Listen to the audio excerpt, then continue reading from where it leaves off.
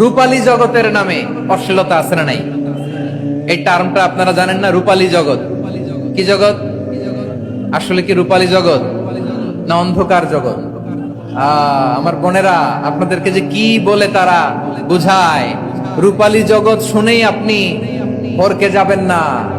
রূপালী জগতে যে নারী যত বেশি উলঙ্গ সে নাকি তত বেশি সাহসী। জানেন? বলে এটা একটা সাহসী নারী, খুব সাহসী পদক্ষেপ তার। যত বেশি শরীর থেকে কাপড় নামাতে পারবে, যত বেশি বস্ত্রহীন হয়ে নিজেকে প্রেজেন্ট করতে পারবে, সে নাকি তত বেশি সাহসী। আমার চট্টলার ভাইয়েরা, শয়তানের প্রথমে এজেন্ডা ছিল বনি আদমকে বস্ত্রহীন করা। সে আদম এবং হাওয়া আলাইহিস সালামকে নিষিদ্ধ গাছের ফল খাইয়ে তাদেরকে বস্ত্রহীন করেছে। এই জামিনেও সে আমাদেরকে বস্ত্রহীন করতে চাইবে। এই রূপালী জগতের নামে তারা এটা করে। আমার প্রিয় বোনেরা, আপনি জানেন না আপনার দাম কত? ওরা আপনাদেরকে বিজ্ঞাপনের সস্তা পণ্য বানাতে চায়। ওরা আপনাদেরকে ওদের ভোগের লিপসার টুলস বানাতে চায়। ওরা আপনাদেরকে দিয়ে ওদের খায়েশ পূরণ করতে চায়। এটা আপনাদের জন্য মোটেও ডিগনিটি নয়, এটা আপনাদের জন্য সম্মান নয়।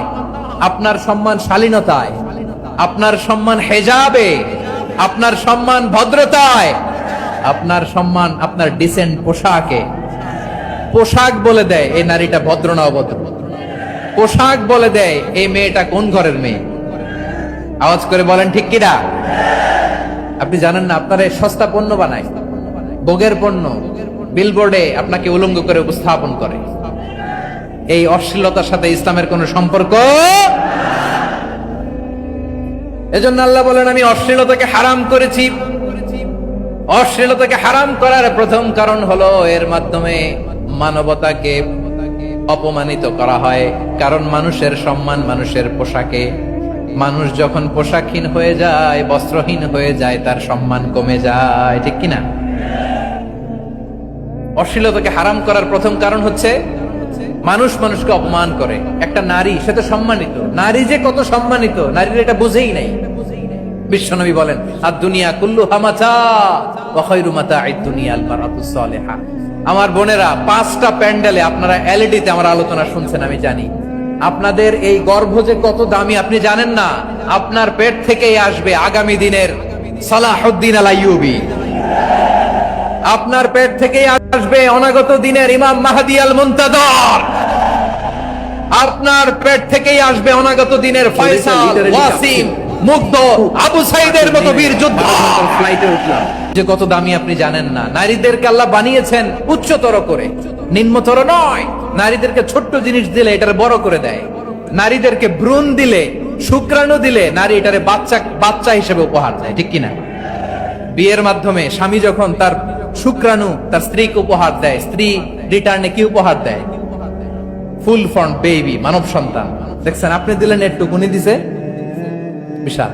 আপনি যদি নারীকে বাজার এনে দেন, নারী এটাকে সুস্বাদু খাবারে রূপান্তর করে দেয়। আপনি তাকে একটা মুচকি হাসি দিয়ে দেন, সে তার কলিজা দিয়ে দেয়। কিন্তু যদি আপনি তার মনে কষ্ট দেন, সে আপনার জীবনকে জাহান্নাম বানায়া দেয়। খবর আছে? নারীর মন বুঝতে পারলে নেয়ামত, বুঝতে না পারলে কিয়ামত। ঠিক কিনা বলেন? আমার প্রিয় বোনেরা, আপনি যে কত দামি আপনি জানেন না। জানেন না আপনি কত দামি? অনেক দামি আপনি। আপনাদেরকে যেন ভোগের সস্তা পণ্য বানাতে না পারে, আপনাদেরকে সচেতন থাকতে হবে, সজাগ থাকতে হবে, কনসার্ন থাকতে হবে। শয়তানের ওই হাতছানির দিকে আর নজর দেওয়া যাবে না। তাহলে কেন আল্লাহ তাআলা এই ফাহশা অশ্লীলতাকে হারাম করলেন? 1 নাম্বার, এতে হিউম্যান ডিগনিটি কমে। 2 নাম্বার, এতে মানুষের অধিকার নষ্ট হয়। আপনি বিয়ে করেছেন, এরে পরকিয়া করেন, ওর সাথে এরকম আছে না নাই? স্ত্রীর অধিকার নষ্ট করেছেন। আপনি বিবাহ সম্পর্কে আবদ্ধ হয়েছেন তার সাথে, আপনি পরকিয়া করেন ওই ছেলের সাথে, আপনি আপনার হাজবেন্ডের সাথে বিট্রে করেছেন। এজন্য আল্লাহ অশ্লীলতাকে হারাম করেছেন। অশ্লীলতাকে হারাম করার আরেকটা কারণ হচ্ছে আল্লাহ তাআলা এই হিউম্যান জেনারেশনকে এটাকে প্রিজার্ভ করতে চায়। হিফজুন নাসল, এটা মাকাসিদুশ শরিয়ার অনেক গুরুত্বপূর্ণ একটা মাকাসিদ। অনেক গুরুত্বপূর্ণ। আপনার নাসাল, আপনার জেনারেশনকে সংরক্ষণ করা। এই যে আসতেছে ফেব্রুয়ারি, কত ফেব্রুয়ারি জানো? এটা কি বিশ্ব ভালোবাসা দিবস? হ্যাঁ, কি দিবস? এই বিশ্ব ভালোবাসা দিবসের সাথে মুসলমানদের কোনো সম্পর্ক নাই। আমার প্রিয় ভাইরা, এই যে আপনি অবৈধ সম্পর্কে জড়ালেন, কেন আল্লাহ অশ্লীলতাকে হারাম করেছে দেখেন। বলতেছিলাম যে এটা আপনার নাসাল, আপনার জেনারেশন, আপনার লিনিয়েজ, আপনার বংশকে প্রিজার্ভ করা। কে কার বাবা, কে কার মা, বাবা মা জানা, প্রজন্মকে প্রিজার্ভ করা, এটা ইসলাম ওয়াজিব করে দিয়েছে। এই যে অবৈধ সম্পর্কের কারণে, বিশ্ব বেহায়া দিবসের কারণে, এগুলোর আউটকাম, আউটপুট হিসেবে মাঝে মাঝে এই ঢাকা মেডিকেলের ডাস্টবিনে নবজাতকের বাচ্চার কান্নার আওয়াজ শুনতে পাওয়া যায়। চট্টগ্রাম মেডিকেলের ডাস্টবিনে নবজাতকের কান্না শুনতে পাওয়া যায়। বীর চট্টলার মুসলমানেরা বুঝতে পারলে আওয়াজ করে বলেন, এই যে চট্টগ্রাম মেডিকেলে যে নবজাতকটা পাওয়া গেল, ওর বাবাকে আমাকে বলেন, ওর বাবাকে, ওর মাকে, ও কোন ফ্যামিলির সন্তান কেউ জানে? আপনি হিউম্যান ডিগনিটিকে অপমান করেছেন না? আপনি তার ভবিষ্যৎকে অন্ধকার করেছেন না? আপনি তার লিনিয়েজকে প্রশ্নবিদ্ধ করে দিয়েছেন না? এই জন্য আল্লাহ তাআলা অশ্লীলতাকে আমাদের জন্য হারাম করে দিয়েছেন। পড়েন সুবহানাল্লাহ। এই জন্য রব্বুল আলামিন বলেন, কুল ইন্নামা হারামা রাব্বিয়াল ফাওয়াহিশা মা যাহারা মিনহা ওয়া মা বাতান। প্রকাশ্য অপ্রকাশ্য সব অশ্লীলতাকে হারাম ঘোষণা করে দিয়েছে কে? আবার দুনিয়ার বুকে যারা অশ্লীলতার প্রসার করে তাদের জন্য শাস্তি মজুদ রেখেছে কে?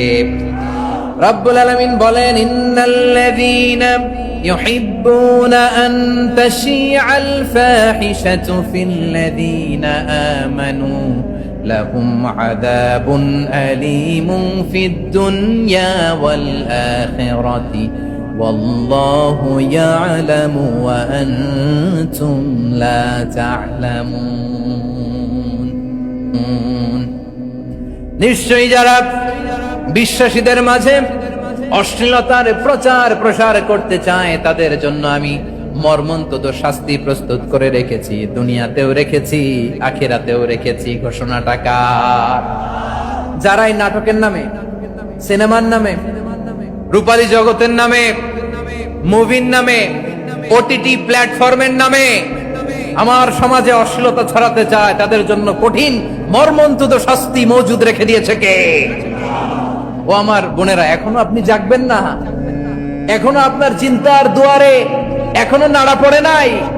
ওরা আপনাকে উলঙ্গ বানাতে চায়, ওরা আপনাকে আইটেম গার্ল বানাতে চায়।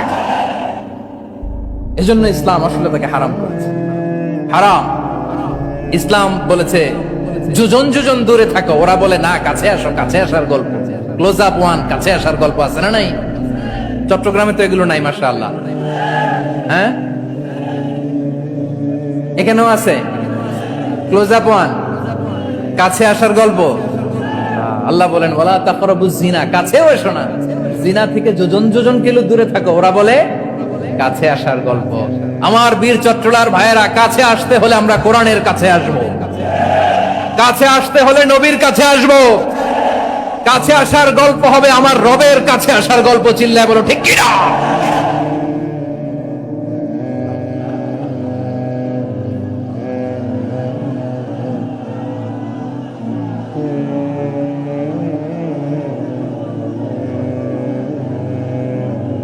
বসুন, বসুন আমার ভাইয়েরা। তাহলে অশ্লীলতার সাথে আমাদের কোনো সম্পর্ক? সবাই বলতে পারেননি? আওয়াজ করে বলুন, অশ্লীলতার সাথে আমাদের কোনো সম্পর্ক? আমরা এই সমস্ত ক্লোজ আপ ওয়ান, কাছে আসার গল্পের প্রোগ্রামে যাব? আমরা কোন ধরনের অশ্লীল কন্টেন্ট সোশ্যাল মিডিয়ায়, টিভিতে দেখব? কি যুগ যে আমরা কাটাচ্ছি আপনি কল্পনা করতে পারবেন না। পর্ন ইন্ডাস্ট্রি, নারী পুরুষের বস্ত্রহীন যুগল দৃশ্য, এটাকে দিয়ে ওরা কোটি ডলারের ইন্ডাস্ট্রি বানিয়েছে। পুরো মানব ইতিহাসে এরকম জঘন্য সময় মানব ইতিহাস পার করে নাই। পর্ন এটা ইন্ডাস্ট্রি হয়ে গেছে। আমাদের এই যুবকগুলো, জেনজি গুলো, ওদের চরিত্র বাঁচাবে কি করে? কেমন করে হেফাজত করবে ওদের এই মূল্যবান চরিত্র?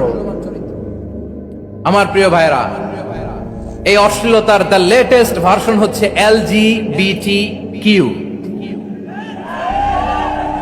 শরীফ থেকে শরীফা। শুনছেন আপনারা? দেখতে পুরুষ, আসলেই পুরুষ, সুস্থ একজন পুরুষ, 4 সন্তানের বাবা, বলে আমি মনে মনে নারী। দেখতে নারী, সুস্থ নারী, আসলেই সে দিব্যি একজন নারী, বলে আমি মনে মনে পুরুষ। সবচেয়ে ভয়ঙ্কর অশ্লীলতার সবচাইতে লেটেস্ট ভার্সন হচ্ছে এই ট্রান্সজেন্ডারিজম। সুস্থ পুরুষ তার বায়োলজিক্যাল গ্রোথকে হরমোন দিয়ে স্টপ করে দিয়ে সে সার্জারি করে নারী হতে চায়, সুস্থ নারী পুরুষ হতে চায়। পুরুষ পুরুষের প্রতি সেক্সুয়ালি আকর্ষণ বোধ করে, এটা লূত আলাইহিস সালামের কওমের মধ্যে ছিল। এটাকেও আল্লাহ কোরআনে ফাহিশা বলেছেন। ওয়ালুতান ইয قال لقومه أتأتون الفاحشة ما سبقكم بها من أحد من العالمين। লূত আলাইহিস সালাম বললেন, তোমরা কি এমন এক অশ্লীল কার্যক্রমে ডুব দিলে নাকি যেটা গোটা বিশ্বের কেউ কখনো করে নাই, তোমরাই প্রথম করেছো। পড়েন নাউযুবিল্লাহ। এই পশ্চিমের এই রোগ আমার দেশে যেন আসতে না পারে, আমাদের সজাগ থাকতে হবে। প্রিয় ভাইরা, চিল্লায় বলেন ঠিক কিনা? দুপুরের খাবার খাওয়ার সুযোগ হয়েছিল? খান নাই? রোজা রাখছেন? আমি কি দিয়ে বিদায় দেব আমার এই ভাইগুলোরে? আল্লাহ, তুমি আমার ভাইগুলোরে কবুল করো।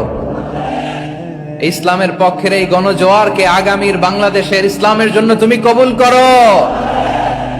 যেই ভালোবাসা ইসলামের জন্য হয়, যেই গণজোয়ার কোরআনের জন্য হয়, পৃথিবীর কোন শক্তি দিয়ে সেটাকে আটকানো যায় না। জোরে বলেন ঠিক কিনা?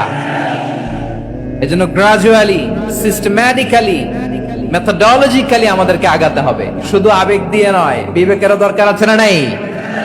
প্রিয় ভাইয়েরা, আসুন, আমাদের কথা অনেক বেশি, সময় অনেক কম।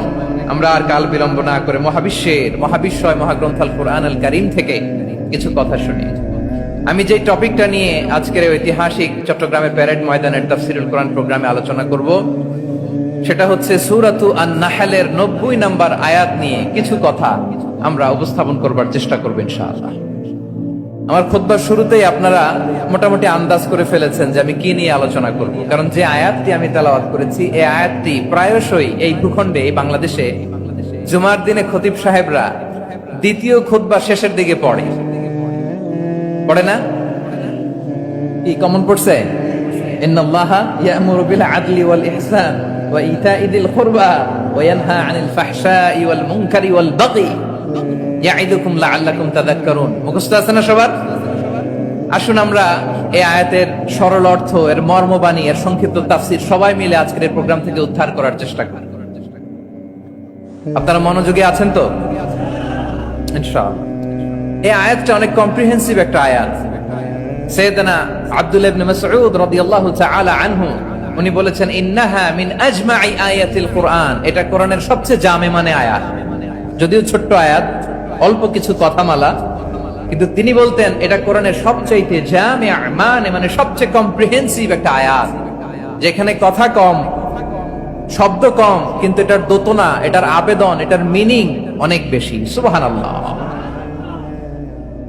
এই আয়াতে আল্লাহ তাআলা বেসিক্যালি আমাদেরকে 3টা বিষয়ে আদেশ করেছেন আর 3টা বিষয়ে বারণ করেছেন, মানে নিষেধ করেছেন। আওয়াজ করে বলুন, আদেশ করেছেন কয়টা? প্রিয় চট্টলার ভাইয়েরা, আমার মতো এই যে 3 আঙ্গুল উঁচু করে বলেন, আদেশ করেছেন কয়টা?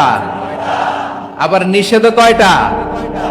মানবো তো আমরা ইনশাআল্লাহ? বলেন সবাই। 3 do's and 3 don'ts, do's and don'ts। 3টা আদেশ, 3টা নিষেধ। এই 3টা আদেশ আর 3টা নিষেধের ভেতরে আল্লাহ তাআলা গোটা ইসলামী শরিয়ার মূল নির্যাসকে ঢুকিয়ে দিয়েছেন। সুবহানাল্লাহ। এই ছোট্ট একটা আয়াতে গোটা ইসলামী শরিয়ার, the gist, the cream of the creams, গোটা ইসলামী শরিয়ার মূল নির্যাসকে আল্লাহ ঢুকিয়ে দিয়েছেন। 3টা আদেশ আর 3টা নিষেধ। আসুন আমরা সরাসরি কোরআন থেকে শুনি, সবাই পড়ুন। আউযু বিল্লাহি মিনাশ শাইতানির রাজীম। বিসমিল্লাহির রহমানির রহিম। ইন্নাল্লাহা ইয়া'মুরু বিল আদলি ওয়াল ইহসানি ওয়া ইতাই যিল কুরবা وينهى عن الفحشاء والمنكر والبغي يعظكم لعلكم تذكرون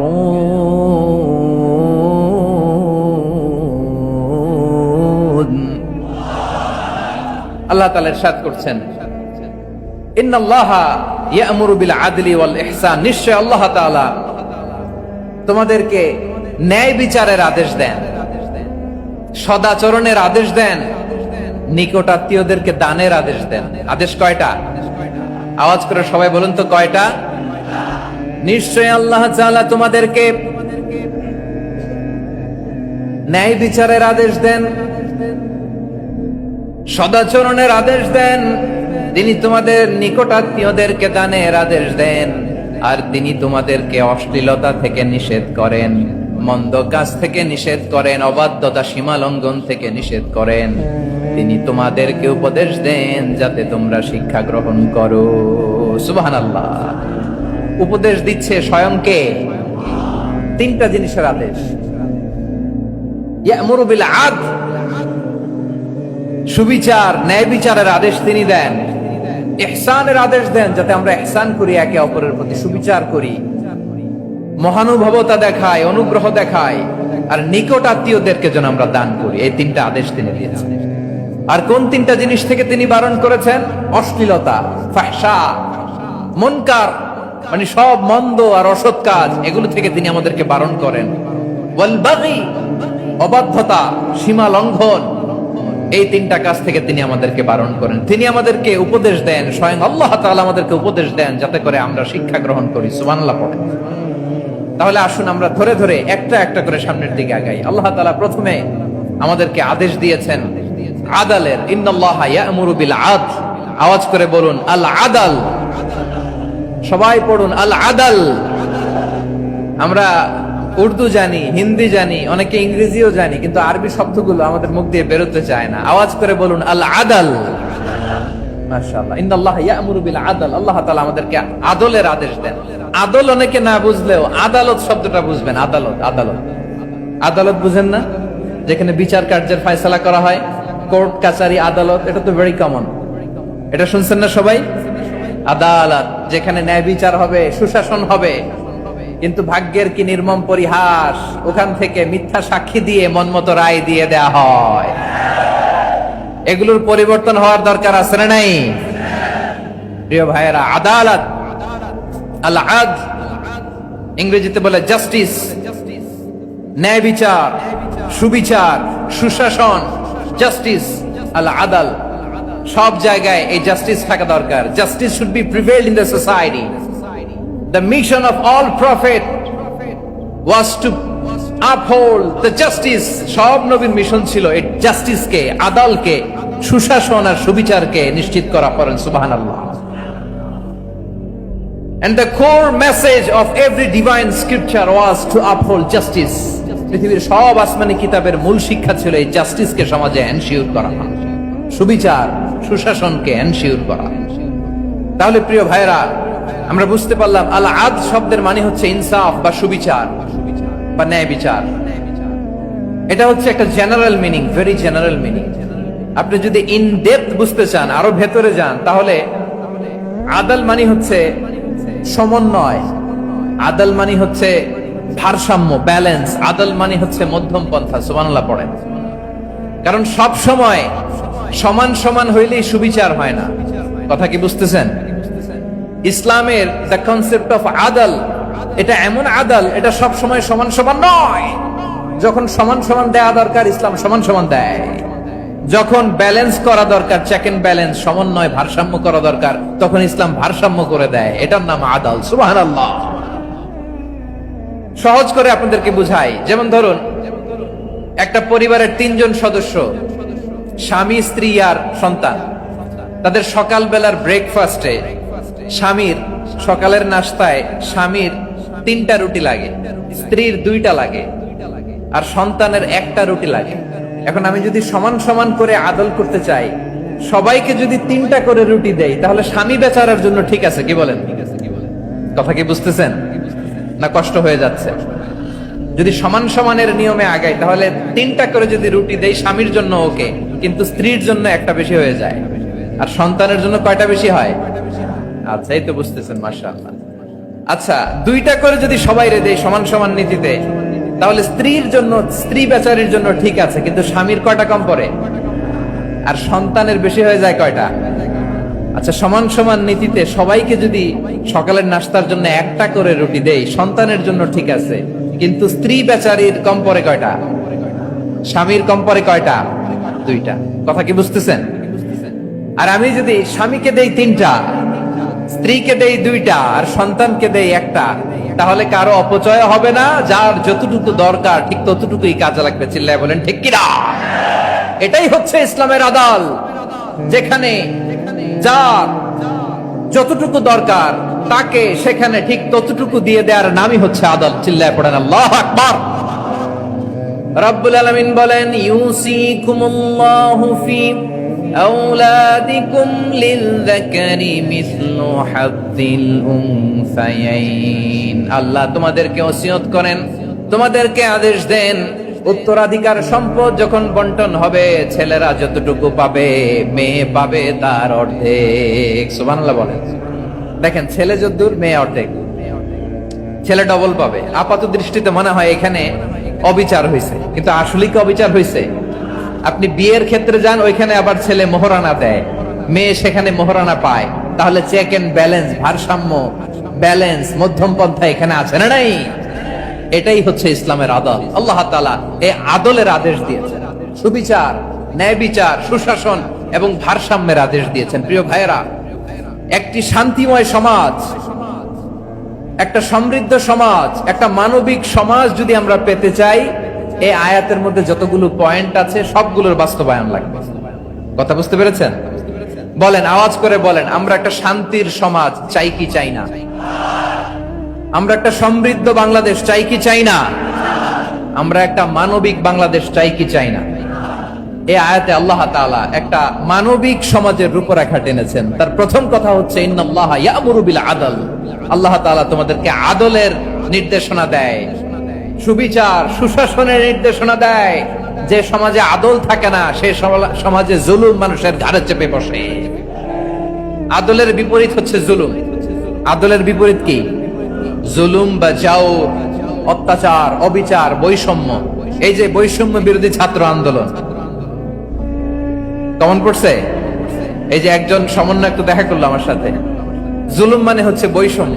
বৈষম্যের স্থান ইসলামে নাই, অবিচারের স্থান ইসলামে নাই, জুলুমের স্থান ইসলামে নাই।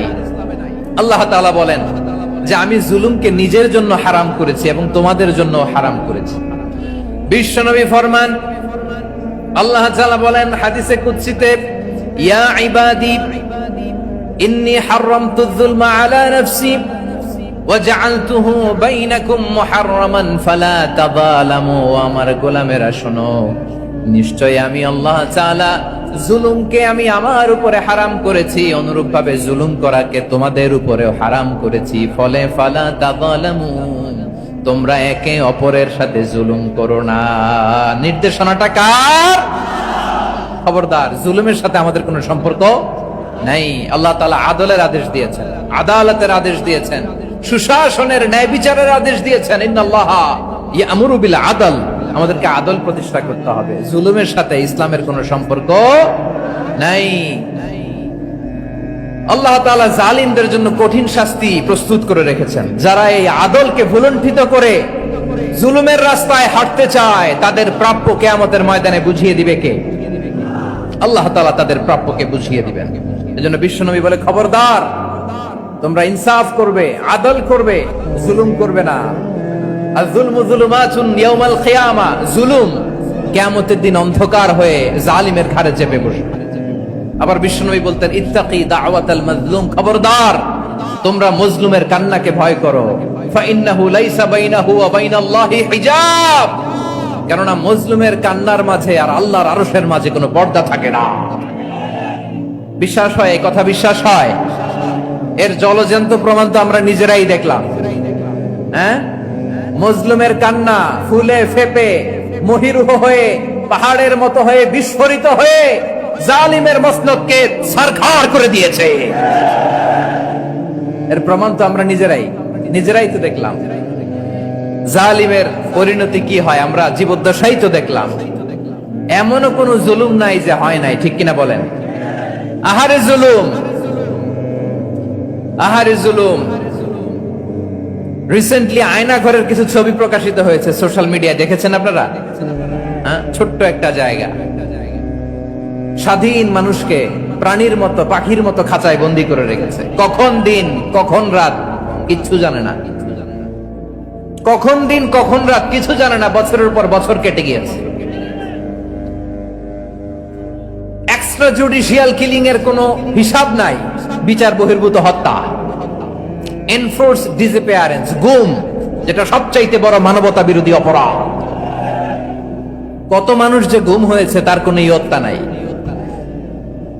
যেই ফ্যামিলির সদস্য গুম হয়েছে তারা কি ওই লোকটার জন্য মাগফিরাতের দোয়া করবে নাকি সুস্বাস্থ্যের দোয়া করবে তারা নিজেরাও জানতো না, কারণ জানে না ও বেঁচে আছে না মরে গেছে। আহা, বিডিআর নওজওয়ানদের যারা ছাড়া পেল দেখলাম, বিনা অপরাধে কোনো অন্যায় ছাড়া অপরাধ ছাড়া তাদের জীবন থেকে, তাদের তারুণ্যের, তাদের যৌবনের 15 বছর 16 বছর 17 বছর নাই, 6 মাস বয়সের ছোট বাচ্চাকে রেখে জেলে গেছে। 6 মাসের মেয়ে বেরোয় দেখে মেয়ের বয়স 17 বছর। মেয়ে বাবারে চিনে না, বাবা মেয়েরে চিনে না। মেয়েকে এখন বিয়ে দিয়ে আরেক ছেলের হাতে তুলে দিবে। মেয়ের শৈশব বাবা দেখে নাই, মেয়ের কৈশোর বাবা দেখে নাই, মেয়ের তারুণ্য দেখে নাই। আরেক যুবককে দেখলাম 14 বছরের 14 দিনের সংসার, 2 সপ্তাহের সংসার শেষে জেলে গেছে। কত যুবকের যে স্ত্রী চলে গিয়েছে ফ্যামিলি ছেড়ে, কারণ জানে না তো কবে আসবে, কি হবে, কেউ জানতো না। দাম্পত্য জীবনের মাত্র 14 দিনের স্মৃতি, এই স্মৃতিকে আঁকড়ে ধরে এক বোন 16টা বছর 17টা বছর কাটিয়ে দিয়েছে। আমি নিউজটা দেখে ভাবলাম আমার এই বোনের প্রতিটি দিন কিভাবে কেটেছে, প্রতিটি রাত কিভাবে কেটেছে, প্রতিটি ক্ষণ কিভাবে কেটেছে। বিশ্বনবী বলেছেন, ইত্তাকি দাওয়াতাল মাজলুম ফাইন্না লাইসা বাইনাহু ওয়া বাইনাল্লাহি হিজাব। মাজলুমের কান্নাকে ভয় করো, কারণ মাজলুমের কান্না আর আল্লাহর মাঝে কোনো পর্দা থাকে না। আমরা আর এরকম কোন জুলুম বাংলাদেশে দেখতে চাই না। জোরে বলেন ঠিক কিনা? আর কেউ নতুন করে জালিম হোক আপনারা চান? আবার নতুন করে কেউ ফ্যাসিস্ট হোক আপনারা চান? এক দল আরেক দলকে নিশ্চিহ্ন করার রাজনীতিতে মেতে উঠুক এটা আপনারা চান? আমরা বাংলাদেশকে আদল দিয়ে সাজাতে চাই। আমরা এই 56,000 বর্গ মাইলের প্রতিটা ইঞ্চি মাটিকে কোরআনের আইন দিয়ে সাজাতে চাই। রাজি আছেন আপনারা? কারা কারা রাজি দেখান হাত তুলে আল্লাহকে।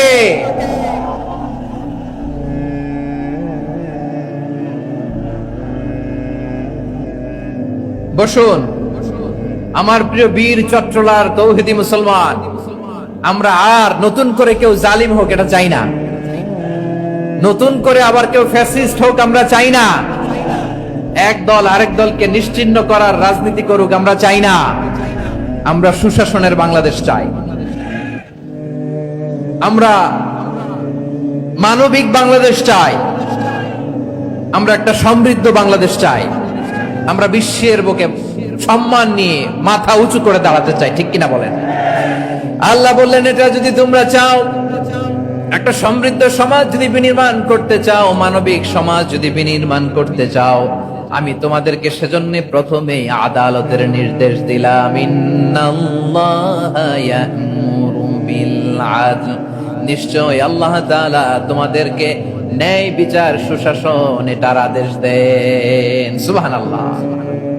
আদাল, ন্যায় বিচারের আদেশ আল্লাহ তাআলা কোরআনের বিভিন্ন আয়াতে দিয়েছেন। আল্লাহ তাআলা বলছেন, ইন্নাল্লাহা يأمركم أن تؤدوا الأمانات إلى أهلها وإذا حكمتم بين الناس أن تحكموا بالعدل إن الله نعم ما يعظكم به إن الله كان سميعا بصيرا আল্লাহ তাআলা বললেন,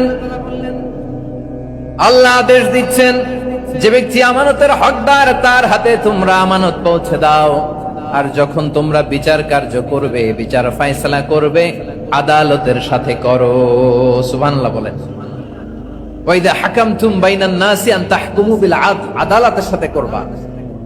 আল্লাহ তাআলা বলেন যারা জাজ হবে, বিচারক হবে, তাদের যদি বাদী বিবাদীর কারোর সাথে শত্রুতা থাকে, কারোর সাথে যদি কোনো ধরনের রেষারেষি থাকে, আল্লাহ বলেন বিচার কার্য করতে যে ওই শত্রুতা রেষারেষির কারণে আদালতের বাইরে যে অবিচার করে বিচার করো না। ওয়ালা ইয়াজরিমান্নাকুম শানাআনু কওমিন আলা আল্লা তা'দিলু ই'দিলু হুয়া আকরাবু লিত্তাকওয়া ওয়াত্তাকুল্লাহা ইন্নাল্লাহা খাবীরুম বিমা তা'মালুন।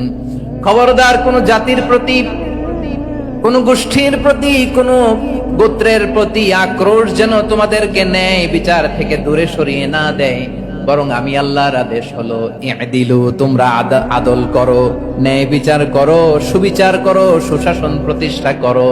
ওয়া আকরাবু লিত্তাকওয়া, এটাই তাকওয়ার সবচেয়ে কাছাকাছি। সুবহানাল্লাহ বলেন।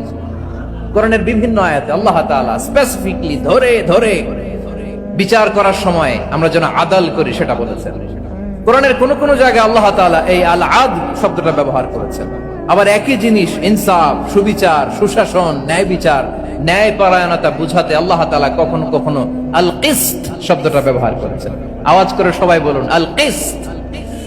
প্রিয় ভাইরা, সবাই আওয়াজ করে আমার সাথে সাথে বলুন আল কিসত।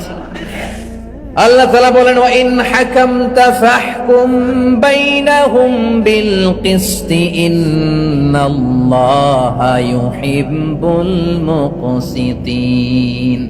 যখন তুমি বিচার করবে, বিশ্বনবীকে উদ্দেশ্য করে অ্যাড্রেস করে বললেন, নবী হে, ইহুদিরা কোনো বিষয়ে মীমাংসার জন্য যদি আপনার দরবারে আসে, যদি বিচার করতে হয়, খবরদার অবিচার করবেন না। ফয়সালা যেটা করবেন কিসতের সাথে করবেন, ন্যায় পরায়ণতার সাথে করবেন, কারণ ইন্নাল্লাহা ইউহিব্বুল মুকসিতিন, নিশ্চয় আল্লাহ রাব্বুল ইজ্জাত ন্যায় পরায়ণশীলদেরকে বড্ড ভালোবাসেন। সুবহানাল্লাহ বলেন।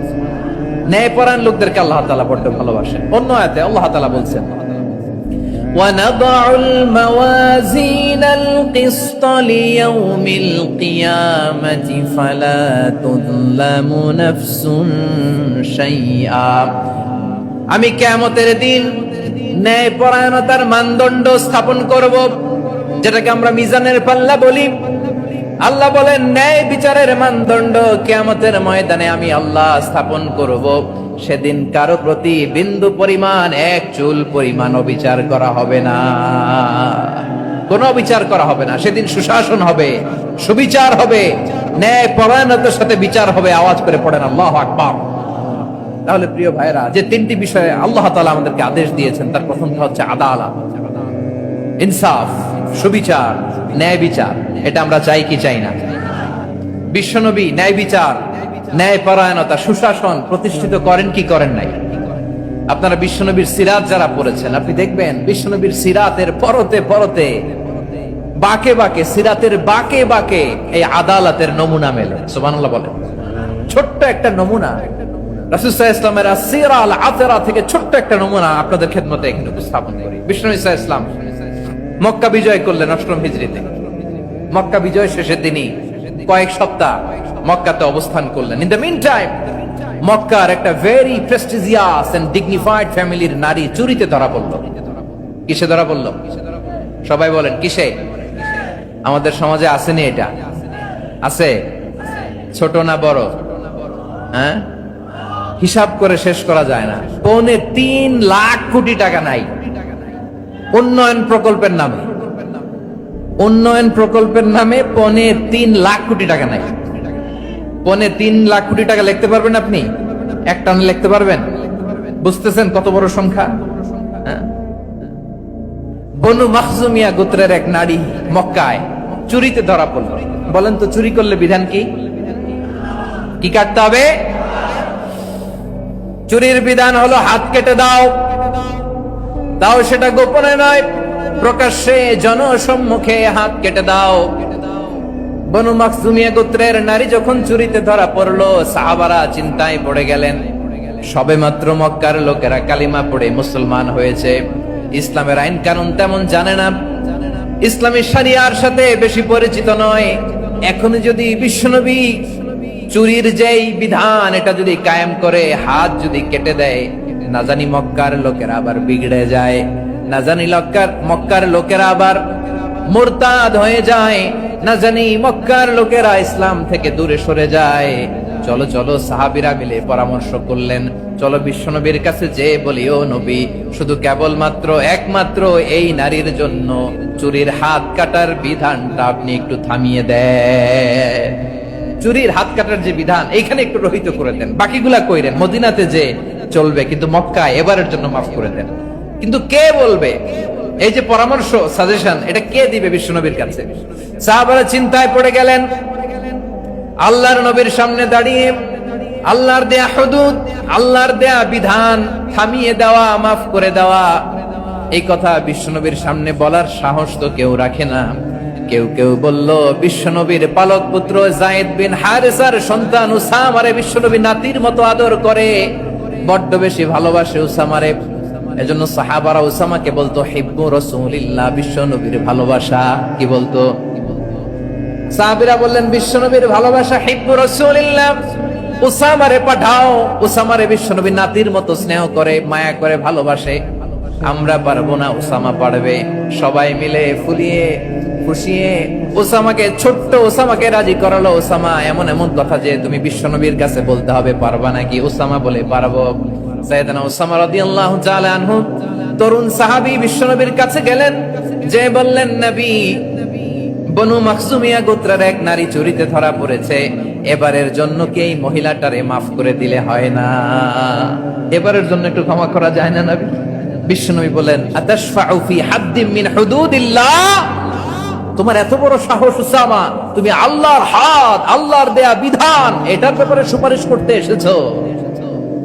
তোমরা কি জানো তোমাদের আগে যত কওম, যত গোত্র, যত জনপদ ধ্বংস হয়েছে তার কারণ ছিল তাদের মধ্যে গরিবরা অন্যায় করলে তারা বিচার করত, আর ধনীরা অন্যায় করলে তারা মাফ করে দিত। খবরদার! ওয়া আইমুল্লাহ লাউ আন্না ফাতিমাতা বিনতি মুহাম্মাদিন সারাকাত লাকাতা মুহাম্মাদুন ইয়াদাহা। বিশ্বনবী বললেন, আরে ওসামা, বানু মাখজুমিয়ার ওই প্রেস্টিজিয়াস এন্ড ডিগনিফাইড ফ্যামিলির মেয়ে তো দূর কি বাত, অনেক দূরের কথা। জেনে রেখো ওসামা, আমার কলিজার টুকরা, নয়নের পুটুলি ফাতেমাও যদি মক্কার জমিনে আজকে এই চুরির দায়ে ধরা পড়তো, আমি বিশ্বনবী মুহাম্মাদুর রাসূলুল্লাহ ধরে ফাতেমার ডান হাতটা কেটে দিতে এক বিলম্ব দেরি করতাম না। ইন্নাল্লাহা ইয়া'মুরু বিল আদল, আমাদেরকে জাস্টিস শিখায়। পশ্চিমারা আমাদেরকে ইনসাফ শিখায়, আমাদেরকে সুশাসন শিখায়। আর ইনসাফ, সুশাসন, ন্যায় বিচার, সুবিচার, জাস্টিস কারে বলে বিশ্বনবীর বায়োগ্রাফি থেকে জেনে নাও। এই ছিল বিষ্ণু ঈসা ইসলামের আদালতের নমুনা। আপনি যদি সাইয়েদনা ওমর ফারুকের জীবনের দিকে তাকান, এমন কঠোর, এমন বীর সেনানী ছিলেন। সাইয়েদনা ওমর ফারুক যদি রাস্তার এই মাথা দিয়ে হাঁটা শুরু করতেন, শয়তান ওমর ফারুককে দেখলে ওই রাস্তা রেখে দিয়ে অন্য রাস্তা দিয়ে হাঁটতো। সুবহানাল্লাহ। ওমর ফারুক রাদিয়াল্লাহু তাআলা কি পার্সোনালিটি ছিল, কি পার্সোনালিটি! আমাদের এলাকায় ছোট বাচ্চারা রাতে ভাত খেতে চায় না, আমার মেয়েটাও খেতে চায় না। এই এটা দিব, ওইটা দিব, আজকে মাহফিলে আসার সময় বলে দিছে লিস্ট করে এটা এটা আনতে হবে। তো ছোট্ট বাচ্চাদের অনেক বায়না থাকে, ওরা রাতে খেতে চায় না। তো মায়েরা বিভিন্ন ভয় দেখায়, এই বাঘ আসবে, বাঘ আসবে খাও, এই ভূত আসবে, ভূত আসবে খাও। আপনারা কি বলেন চট্টগ্রামে? কি আসবে? হ্যাঁ, ভূত ভূত ভূত আসবে, বাঘ আসবে, খাও খাও খাও, তাড়াতাড়ি খাও। তো বাচ্চারা এগুলো শুনে ভয়ে খেতে শুরু করে। মদিনার জমিনেও একই ঘটনা ঘটতো। মদিনার ছোট্ট ছোট্ট সোনামণিরা খেতে চাইতো না, তো মায়েরা বলতো হা হুয়া ইয়াতি উমর, হা হুয়া ইয়াতি উমর, ওই যে উমর আসতেছে, উমর। উমরে ফারুকের কথা শুনলে বাচ্চারা একেবারে ঠান্ডা। সুবহানাল্লাহ পড়বেন না? প্রভু তুমি বলেছ রাসূল দেবে না, বলনি দেবে না ওমর, বলনি দেবে না হামজা তারি, খালিদ বিজয় সমর। প্রভু তুমি বলেছ রাসূল দেবে না, বলনি দেবে না ওমর, বলনি দেবে না হামজা তারি, খালিদ বিজয় সমর। প্রভু তুমি বলেছ রাসূল দেবে না। আল্লাহু আকবার। ওমর ফারুক রাদিয়াল্লাহু তাআলা আনহু, ওনার কথা শুনলে গায়ের মধ্যে গুজবাম হয়, গায়ের পশমগুলো দাঁড়িয়ে যায়। সুবহানাল্লাহ বলেন। কি পার্সোনালিটি ছিল, কি ব্যক্তিত্ব ছিল। মুনাফিকরা ওমর ফারুককে জমের মতো ভয় পেতেন। শয়তান, ভূত শয়তান এই রাস্তা দিয়ে আসলে শয়তান অন্য রাস্তা দিয়ে হাঁটত। ওমর ফারুক রাদিয়াল্লাহু তাআলা আনহুর জীবনে যদি দেখেন, তাহলে সেখানে আপনি আদালতের, ইনসাফের, সুশাসনের, জাস্টিসের নমুনা দেখতে পাবেন। কয়টা শুনবেন? সাইয়েদনা ওমর ফারুকের রাদিয়াল্লাহু তাআলা আনহুর সন্তান আব্দুর রহমান মিশরে মদ খেয়ে মদ্যপ অবস্থায় ধরা পড়েছে। মদ খাওয়ার কারণে, মদ যদি কেউ পান করে আর যদি প্রমাণিত হয়, তার বিচার হলো 80 বেত। আওয়াজ করে বলেন কয় বেত? বাংলাদেশেও তো এই আইন আছে নাকি? বাংলাদেশে আছে? হ্যাঁ, মদ খাইলে 80 বেত, এই আইন বাংলাদেশে চালু হোক। আমরা চাই কি চাই না? চাই সবাই। এজন্যই তো ইসলাম ভাল লাগে না। ইসলামকে ভাল লাগে না। ইসলামকে আউট করে রাখতে পারলেই তো এরকম বড় বড় বোতল খাওয়া যায়। একেবারে সহজ, পানির মতো সহজ হিসাব, একেবারে সহজ। ওমর ফারুক রাদিয়াল্লাহু তাআলা আনহুর ছেলে ভুল করে মদ পান করে ফেলেছিলেন। আব্দুর রহমান, ঘটনা ঘটেছে মিশরে। মিশরের গভর্নর তখন আমর ইবনে আস রাদিয়াল্লাহু তাআলা আনহু।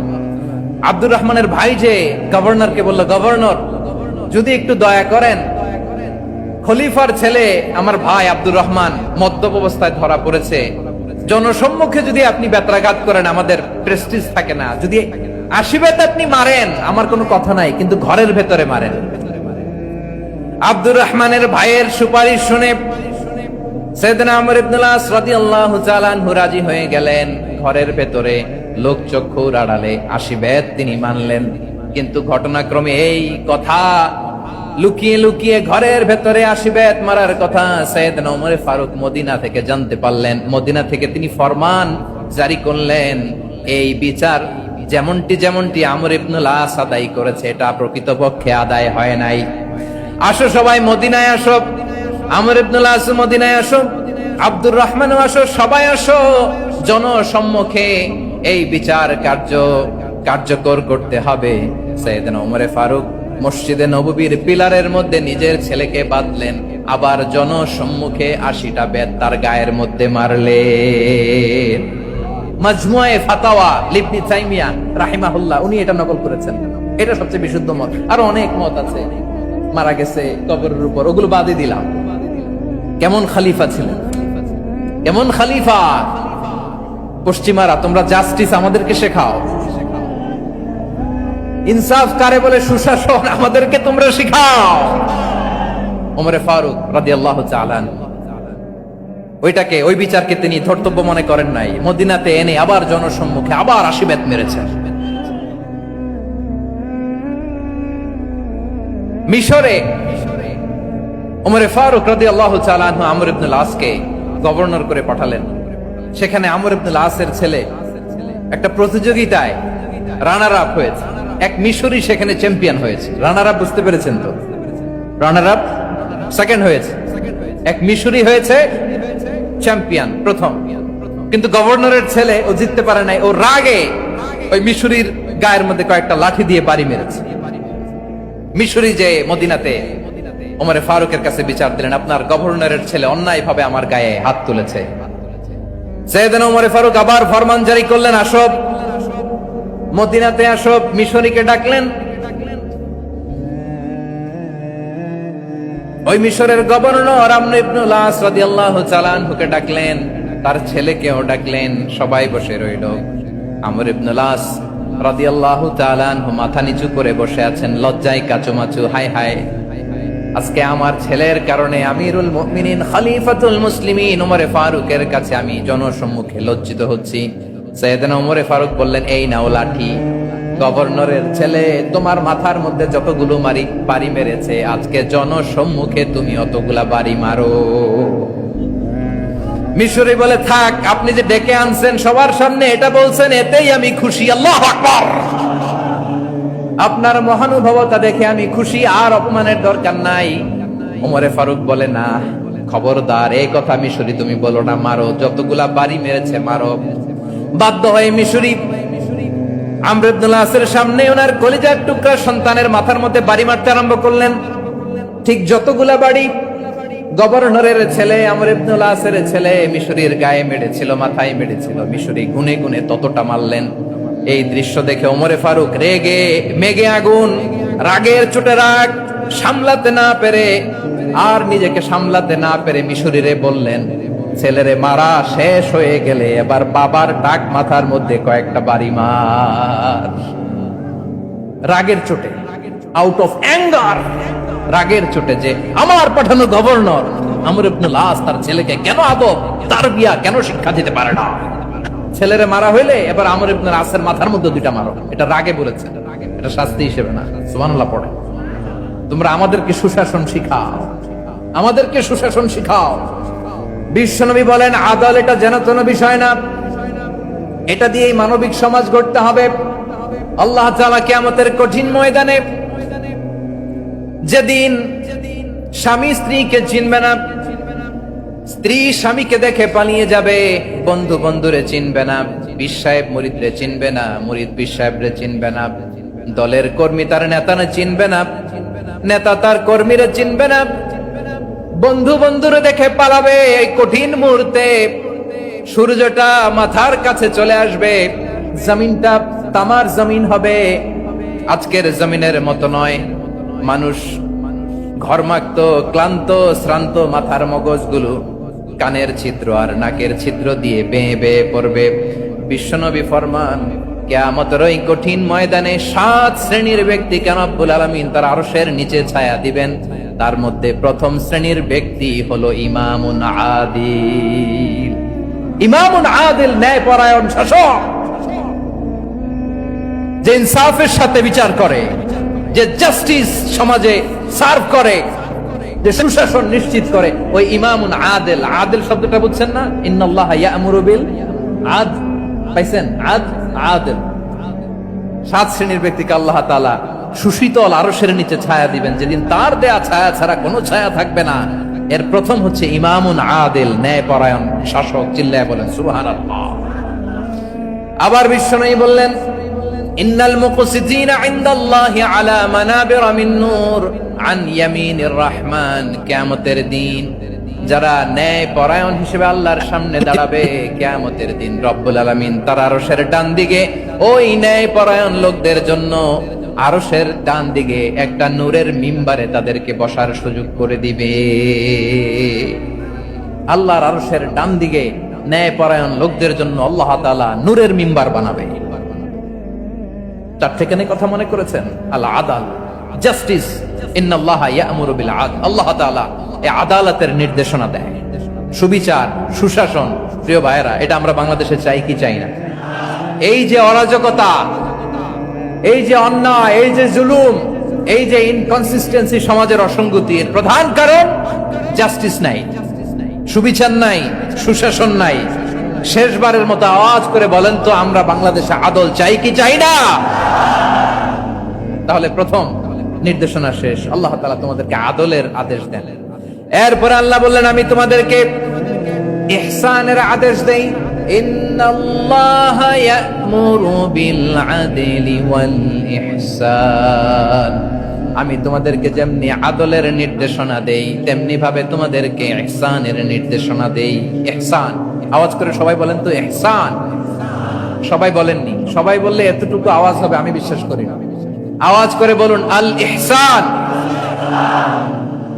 ইহসান মানে কারো প্রতি সফট হার্টেড হওয়া, মহানুভব হওয়া, অনুগ্রহ পরায়ণ হওয়া, অনুগ্রহশীল হওয়া, একে অপরের প্রতি দয়াদ্র হওয়া।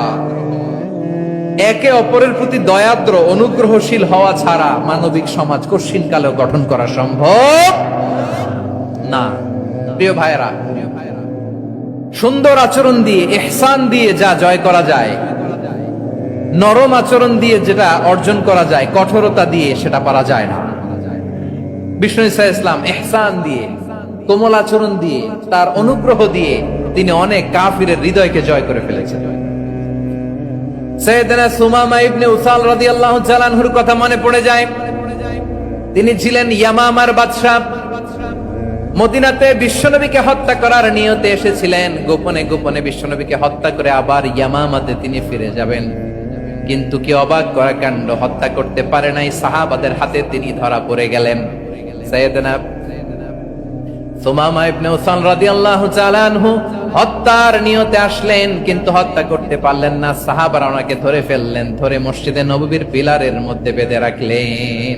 সুমামা ইবনে উসাল, সিরাত থেকে শুনে, সিরাত থেকে শোনাচ্ছি, রাদিয়াল্লাহু তাআলা আনহু ইয়ামামার অধিপতি ছিলেন। ইয়ামামা বিশ্বনবীকে হত্যার জন্য আসছেন, ধরা পড়ে গেছেন, এখন মসজিদে নববীতে বেঁধে রাখছেন, তার মানে বন্দী। এখন স্ট্যাটাস কি? বন্দী, ক্যাপটিভ। বিষ্ণু ঈসা ইসলাম সাহাবাদেরকে বললেন তার খোঁজ খবর নিও, সুমামা ইবনে উসালের খোঁজ খবর নিও। সাহাবারা বলেন ইয়া রাসূলুল্লাহ, আপনাকে হত্যা করতে এসেছে, তার তো কঠিন ক্যাপিটাল পানিশমেন্ট হওয়া দরকার, কঠিন শাস্তি হওয়া দরকার। বিশ্বনবী বললেন না, আমি যেটা জানি তোমরা সেটা জানো না, তোমরা সুমামার সাথে ভালো আচরণ করো। বিশ্বনবী সুমামার কাছে গেলেন। প্রথম দিন যে তিনি কালেমার দাওয়াত দিলেন, ইমানের দাওয়াত দিলেন, ইসলামের দাওয়াত দিলেন, রিসালাতের দাওয়াত দিলেন, আখিরাতের দাওয়াত দিলেন। পরের দিন যে বিশ্বনবী সালাতের দাওয়াত দিলেন, যাকাতের দাওয়াত দিলেন, ইসলাম কি, কিভাবে, কেমন করে পালন করতে হয় চমৎকার আর্টিকুলেট করতে শুরু করলেন। তন্ময় হয়ে সুমামা ইবনে উসাল রাদিয়াল্লাহু তাআলা আনহু বিশ্বনবীর কথাগুলো শুনতে আরম্ভ করলো। একদিন নয়, দুই দিন নয়, টানা 3 দিন বিশ্বনবী সুমামার কাছে ইসলামকে প্রেজেন্ট করেছেন, উপস্থাপন করেছেন। আওয়াজ করে বলেন কয় দিন? 3 দিন। 3 দিন মসজিদে নববীতে বাধা। আর সাহাবীদেরকে বললেন তার খোঁজ খবর নিও, তোমরা যে রুটি বানাও এর মধ্যে সবচেয়ে ভালো আটার রুটিটা তারে দিও, সবচেয়ে রিফাইন্ড খেজুর, যেটা পিওর খেজুর, এটা তারে দিও। আর বিশ্বনবী নিজের উট থেকে দুধ দহন করে ওনার বাড়ির এক কর্মচারীকে বলেছেন দুধ দহন করে সুমামার জন্য নিয়ে যেও। সুবহানাল্লাহ পড়বেন না? সবাই তো অবাক, ইয়ামামা থেকে আসছে নবীকে হত্যা করতে, বিশ্বনবী দেখে তারে জামাই আদর করে, তাকে মজার মজার খাবার দিও, দুধ দিও, আদর আপ্যায়ন করো। একদিন নয়, 2 দিন নয়, টানা 3 দিন বিশ্বনবী এভাবে সুমামার কাছে যেয়ে যে ইসলামকে প্রেজেন্ট করতে আরম্ভ করলেন, ইসলামকে উপস্থাপন করতে শুরু করলেন। আর তাকে চমৎকার এন্টারটেইনমেন্ট, আপ্যায়ন দিতে আরম্ভ করলেন। টানা 3 দিন যখন ইসলামের দ্য বিউটিজ অফ ইসলাম, ইসলামের সুমহান বাণী, সৌন্দর্য তার কাছে উপস্থাপন শেষ, তাকে আপ্যায়ন শেষ, বিশ্বনবী বললেন সাহাবাদেরকে যাও এবার সুমামার হাতের পায়ের রশি দুটো খুলে দাও। সাহাবারা বললেন ইয়া রাসূলুল্লাহ, কি বলেন আপনি? ও তো হত্যাকারী, সুযোগ পায় নাই, আপনারে মারতে পারে নাই, ছেড়ে দিলে আবার ও আপনার উপর তলোয়ার নিয়ে ঝাঁপিয়ে পড়বে। নবী এই সিদ্ধান্ত আপনি নিতে যাবেন না। বিশ্বনবী বললেন যেটা বলেছি সেটা করো, সুমামার রশিগুলো ছেড়ে দাও, সুমামার হাতে পায়ের রশিগুলো যে তোমরা খুলে দাও। সাহাবারা তর্ক জোরে দিলেন, লা ইয়া রাসূলুল্লাহ, এমনটা করবেন না তো, ভয়ঙ্কর ভয়ঙ্কর খুনি, কি জানি কি হয়ে যায়। বিশ্বনবী বললেন না, তার হাতে পায়ের রশিগুলো খুলে দাও। সাহাবারা বিশ্বনবীর কথা মতো তার হাতে পায়ের রশিগুলো খুলে দিল।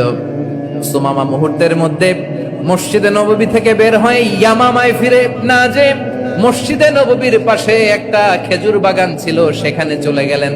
সেখানে একটা ছোট্ট কুয়া ছিল, কুয়ার পানি দিয়ে তিনি গোসল করলেন। সুবহানাল্লাহ পড়েন। কুয়ার পানি দিয়ে গোসল করে মসজিদে নববীর সামনে এসে বিশ্বনবী এবং সাহাবাদের সামনে দাঁড়িয়ে সাব্বাবা উঁচু করে বললেন, আশহাদু আল্লা ইলাহা ইল্লাল্লাহ ওয়া আশহাদু আন্না মুহাম্মাদান আবদুহু ওয়া রাসূলুহু।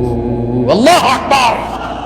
আমি সাক্ষ্য দিচ্ছি আল্লাহ ছাড়া কোনো ইলাহ নাই, আর মুহাম্মদ আল্লাহ তাআলার প্রেরিত বান্দা এবং রাসূল। প্রিয় ভাইয়েরা, ইহসান দিয়ে যা জয় করা যায়, কঠোরতা দিয়ে সেটা কঠিনকালেও জয় করা যায় না। আওয়াজ করে বলেন ঠিক কি না?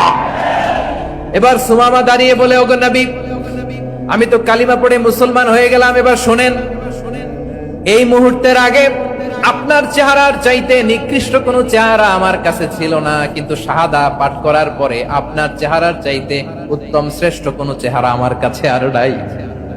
ও নবী, আজকের দিনের আগে ইসলাম ধর্মের চেয়ে নিকৃষ্ট অপছন্দনীয় কোনো ধর্ম আমার কাছে ছিল না, কিন্তু এই মুহূর্ত থেকে ইসলামের চেয়ে সেরা শ্রেষ্ঠ পছন্দনীয় কোনো ধর্ম আমার কাছে নাই।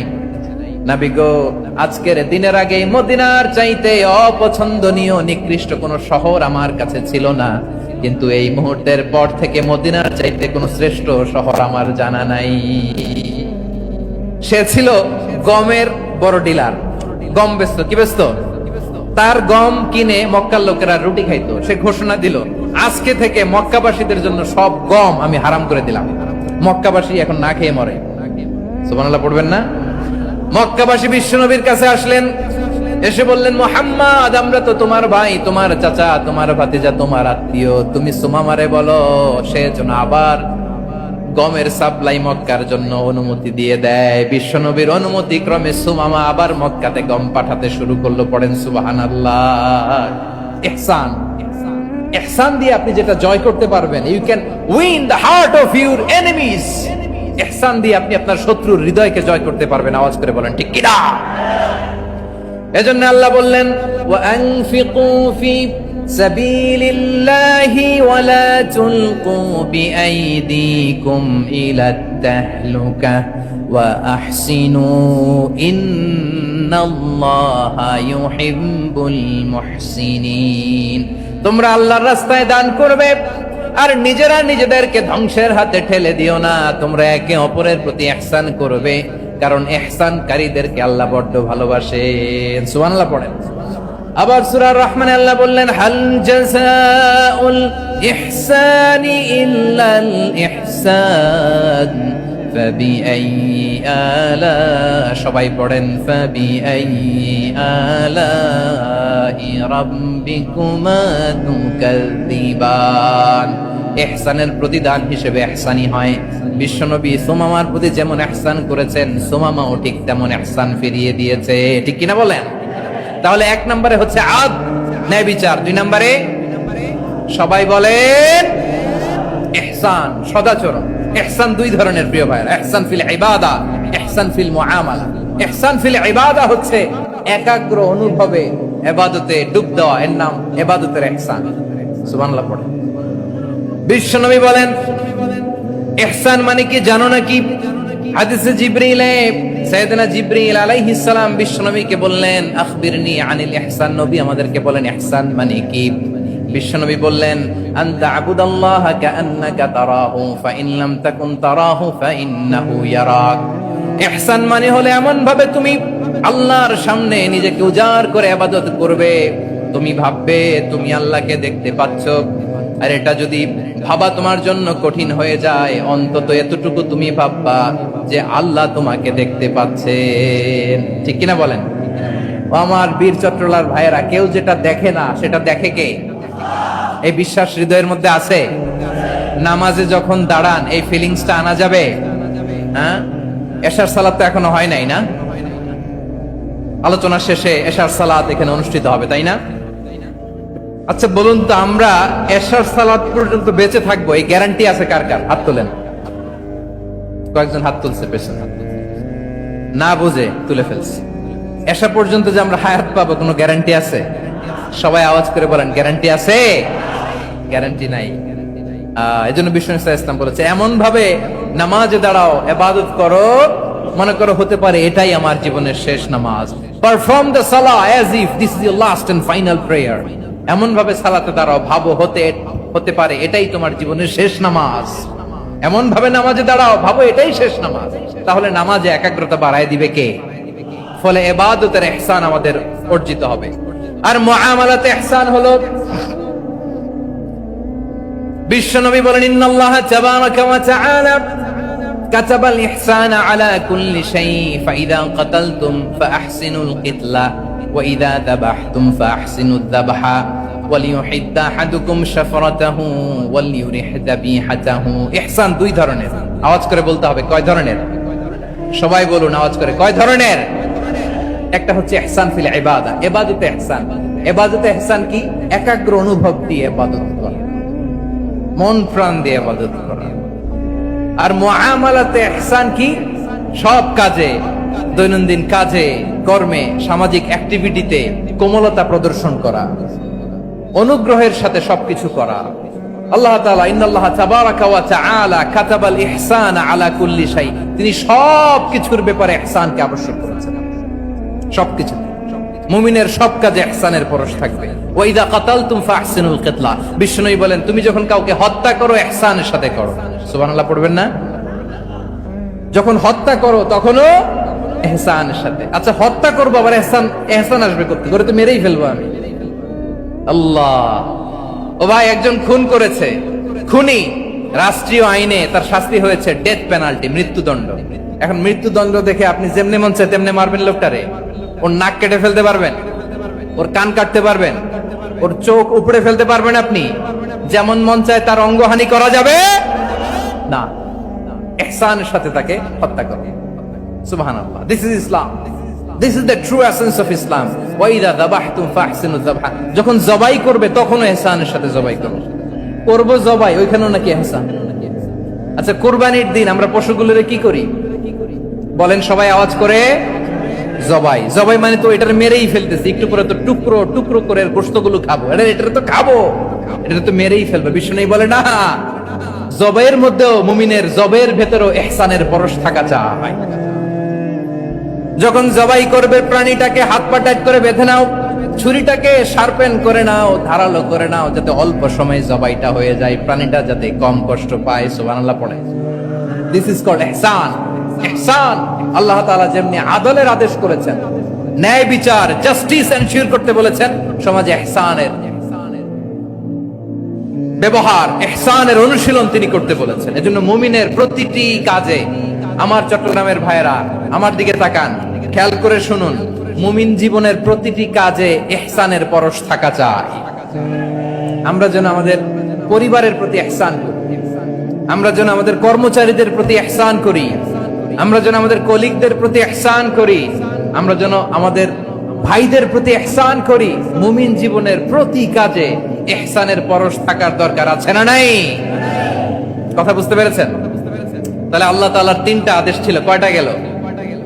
ভুলে গেছে, ভুলে গেছে চট্টগ্রাম। তিনটা আদেশের মধ্যে কয়টা বললাম? প্রথমে কি ছিল? আদল। 2 নম্বরে, 3 নম্বরে রব্বুল আলামিন বললেন ওয়া ইতাইদিল কুরবা, নিকটাত্মীয়দেরকে দান করো। নিকট আত্মীয়দেরকে দাও, যারা তোমাদের ব্লাড কানেকশনের আত্মীয় তাদেরকে তোমরা দাও।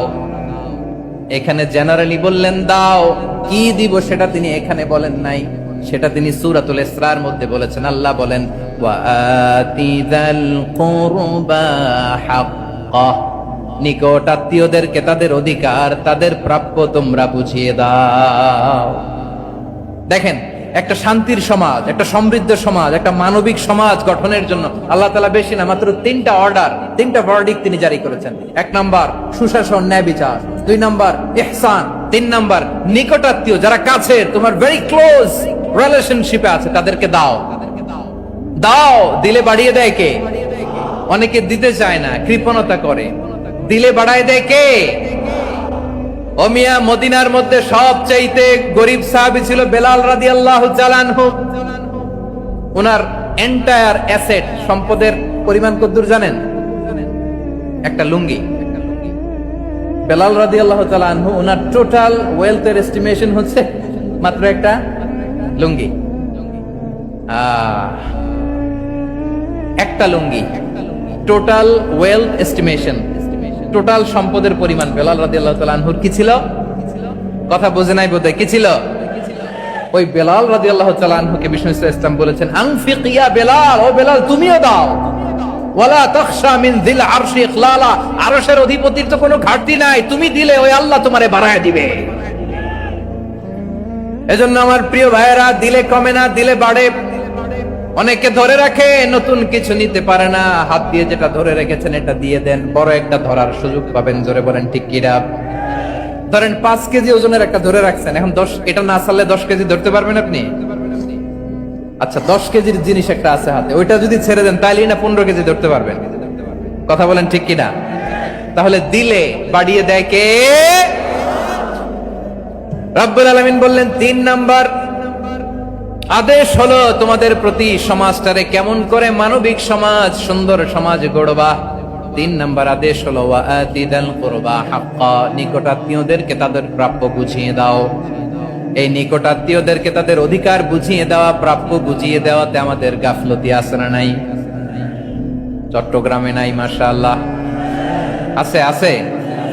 অনেকে দেখবেন অনেক আল্লাহওয়ালা, তাহাজ্জুদ গুজার, সেজদা দিতে দিতে কপালে কালো দাগ ফেলে দিছে, সে তার বোনের হকটা আদায় করে নাই। আছে না নাই? হ্যাঁ, এখানেও আছে। সর্বনাশ। অনেক বড় হাজী সাহেব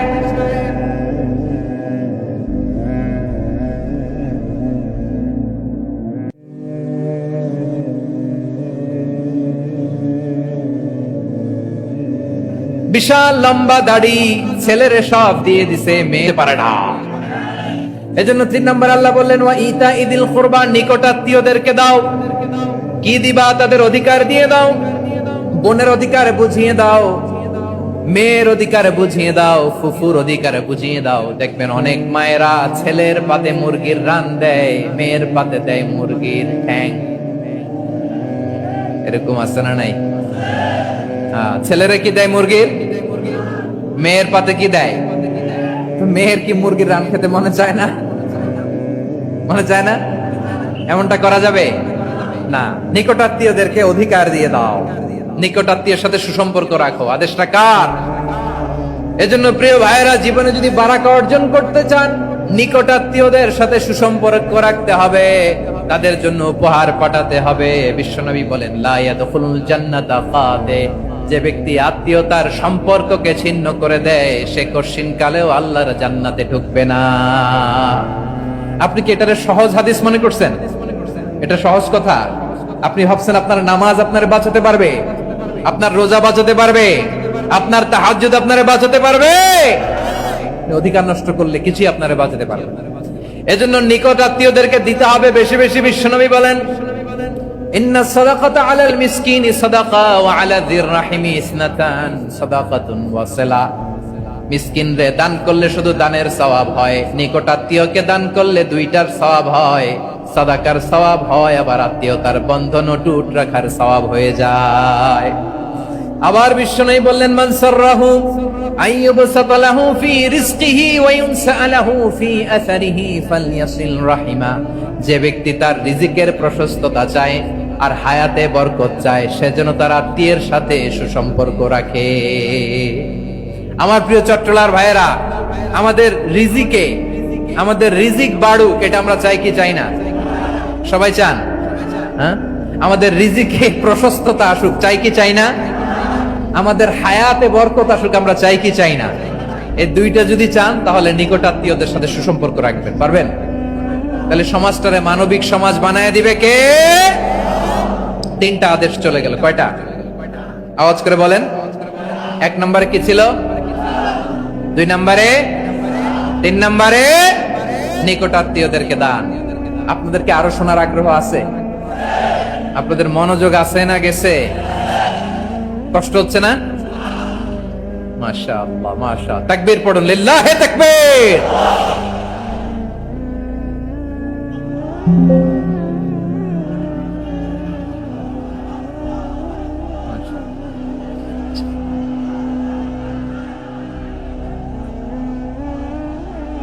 আমার প্রিয় ভাইয়েরা, আল্লাহ তাআলা 3টা জিনিসের যেমনি আদেশ করেছেন, অনুরূপ ভাবে 3টা বিষয় তিনি বারণ করেছেন। নিষেধ করেছেন, ওগুলোর কাছেও যাওয়া যাবে। শুনবেন শুনবেন, রাব্বুল আলামিন বলেন ওয়ায়ানহা আনিল ফাহশাই ওয়াল মুনকারি ওয়াল বাগি। আমি যেমনি তিনটি বিষয়ে আদেশ করলাম, অনুরূপ ভাবে তিনটি বিষয়ে বারণ করলাম, নিষেধ করলাম। আমার 1 নাম্বার নিষেধাজ্ঞা হলো অশ্লীলতার প্রতি। ফাহশা, ওয়ায়ানহা আনিল ফাহশা, আল্লাহ তাআলা অশ্লীলতাকে নিষেধ করেছেন। কোন জিনিসকে? সবাই বলুন, কোন জিনিসকে?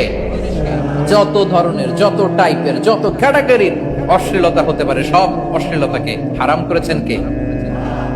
ফাহশা মানে কি? কথায়, কাজে, আচরণে, কমেন্ট, ফেসবুকের কমেন্টসে যত ধরনের নোংরামো আছে, যত ধরনের অশ্লীলতা আছে, এটাকে আরবিতে বলে ফাহশা। এটাকে কি বলে? রাব্বুল আলামিন বলেন কুল ইন্নামা হারামা রাব্বিয়াল ফাওয়াহিশা মা যাহারা মিনহা ওয়া মা বাতান। ও নবী, আপনি বলে দেন, আমার রব প্রকাশ্য, অপ্রকাশ্য, স্পষ্ট কিংবা অস্পষ্ট, দৃশ্যমান কিংবা অদৃশ্যমান সব অশ্লীলতাকে হারাম করেছে। সব ধরনের অশ্লীলতা হারাম, সব ধরনের। আল্লাহ তাআলা আমাদেরকে অশ্লীলতা থেকে বাঁচান, অশ্লীলতা থেকে তিনি আমাদেরকে হেফাজত করুক, পড়েন আমিন। এবার বলেন, আমাদের সমাজে অশ্লীলতা আছে না নাই? চট্টগ্রামে নাই? আমি কই নাই, ওনারা বলে আছে। দেখছেন, আমি সামহাও বাঁচায় দেওয়া ট্রাই করতেছি, আমি সামহাও বাঁচায় দেওয়া ট্রাই করতেছি, ওনারা বলে আছে।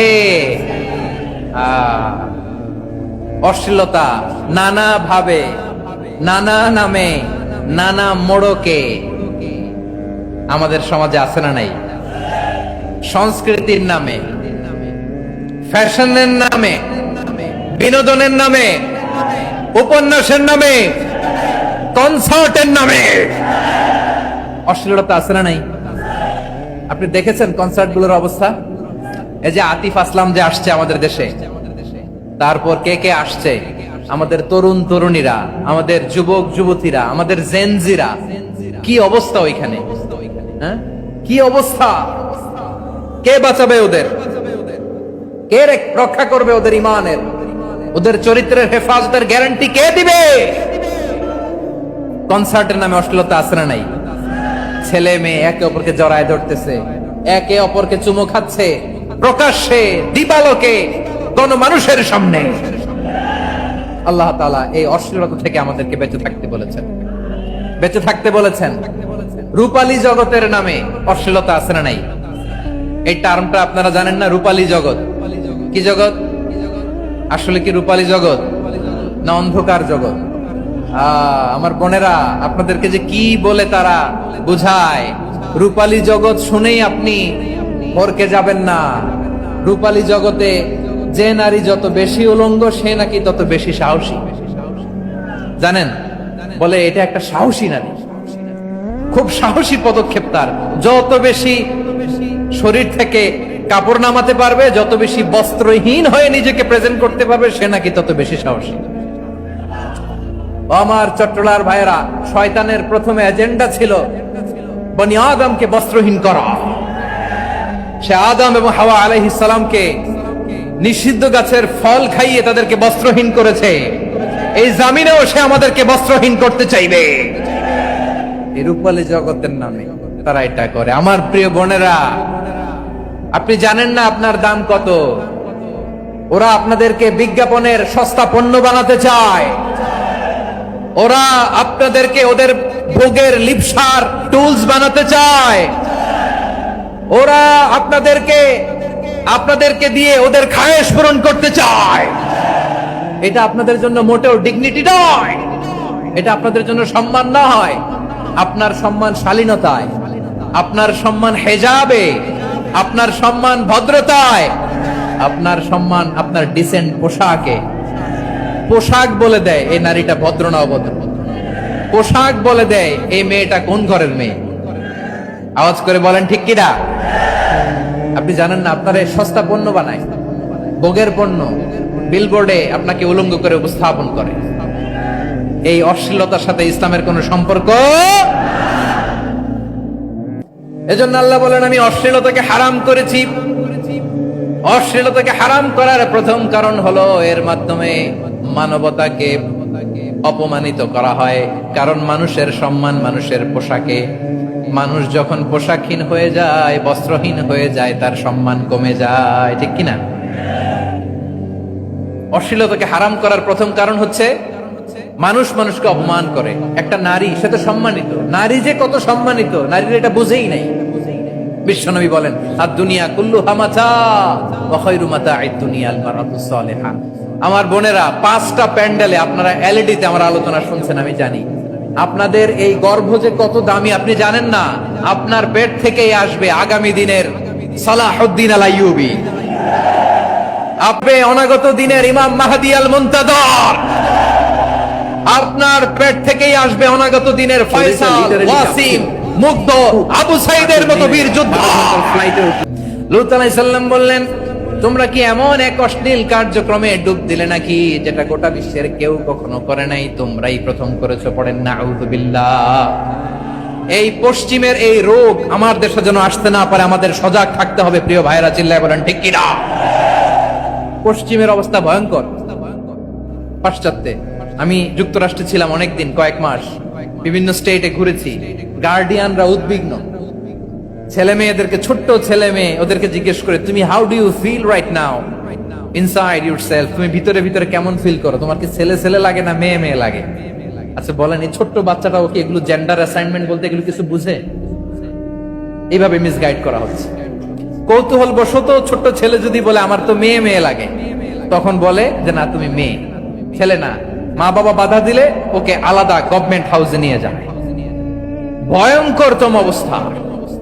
আমরা একটা সময়ে শুনতাম যে হুজুর আমার ছেলেটা খুব ভালো, হাফেজে কোরআন, আল্লাহওয়ালা। হুজুর আমার ছেলে দাড়ি রাখছে, আল্লাহওয়ালা। হুজুর আমার ছেলে 5 ওয়াক্ত সালাত জামাতের সাথে পড়ে, তার মানে আল্লাহওয়ালা। পশ্চিমে যে আমি কি শুনছি জানেন? ওরা বলে, হুজুর আমার ছেলেটা ইউনিভার্সিটির একটা মেয়ের সাথে প্রেম করে, ও খুব আল্লাহওয়ালা, হুজুর দোয়া করবেন। এর কারণ ওদের কাছে আল্লাহওয়ালার ক্রাইটেরিয়া হচ্ছে, হুজুর আমার ছেলেটা আরেক ছেলের পছন্দ করে নাই, আমার মেয়েটা আরেক মেয়েকে ভালোবাসে নাই, এজন্য আমার ছেলেটা আল্লাহওয়ালা, হুজুর ওর জন্য একটু দোয়া করে দিয়েন। কি চ্যালেঞ্জ ওরা ফেস করতেছে। ওনার ছেলে যে আরেক ছেলেরে বিয়ে করবে না, এটাতেই উনি খুশি যে আলহামদুলিল্লাহ আমার ছেলেটা একটা মেয়েরে ভালোবাসে, আমার মেয়েটা একটা ছেলেরে ভালোবাসে, মানে এটা খুব আল্লাহওয়ালা। নাউজুবিল্লাহ পড়তে পারলেন না? এজন্য অশ্লীলতার সাথে আমাদের কোনো সম্পর্ক। রাব্বুল আলামিন বলেন, ওয়ায়ানহা আনিল ফাহশাই ওয়াল মুনকারি ওয়াল বাগি। 3টা জিনিসকে আমি নিষিদ্ধ করলাম। 1 নাম্বার হলো ফাহশা, অশ্লীলতা। 2 নম্বরে হলো মুনকার, সমস্ত মন্দ কাজ। আপনাদের মনোযোগ আছে না? শেষ করে দিব? আর 2-1 মিনিট শুনবেন? আচ্ছা বলি তাহলে, আর 2-1 মিনিট। তাহলে নিষেধাজ্ঞা জারি করেছেন 3টা জিনিসের উপর। 1 নাম্বার কি? ফাহশা, অশ্লীলতা। 2 নাম্বার মুনকার। মুনকার মানে হচ্ছে যত মন্দ কাজ, খারাপ কাজ, বাজে কাজ, এটার বলে মুনকার। এটার কি বলে?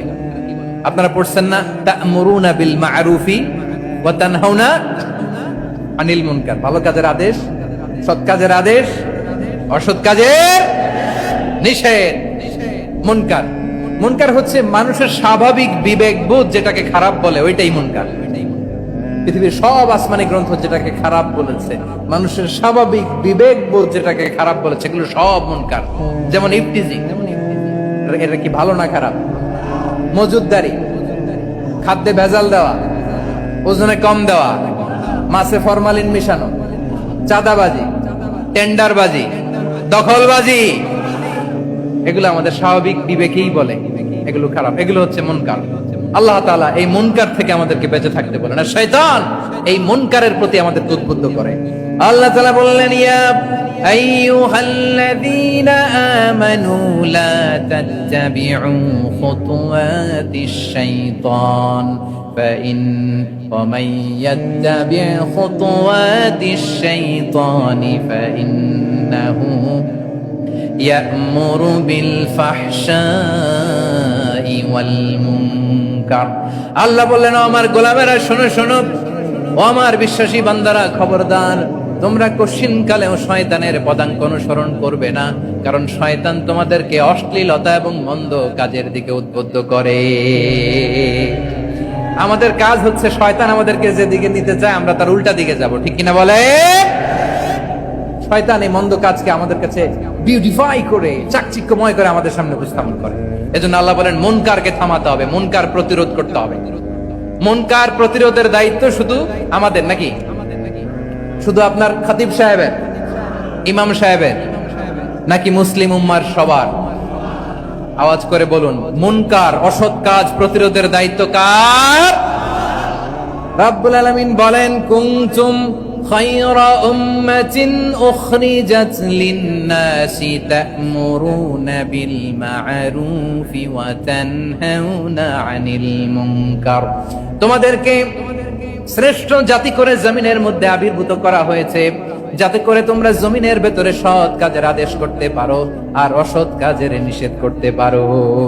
উম্মাহ কুনতুম খায়রা, তাহলে গোটা উম্মার দায়িত্ব, এটা বুঝতে পারছেন তো? আচ্ছা, আরো নিচে আসেন।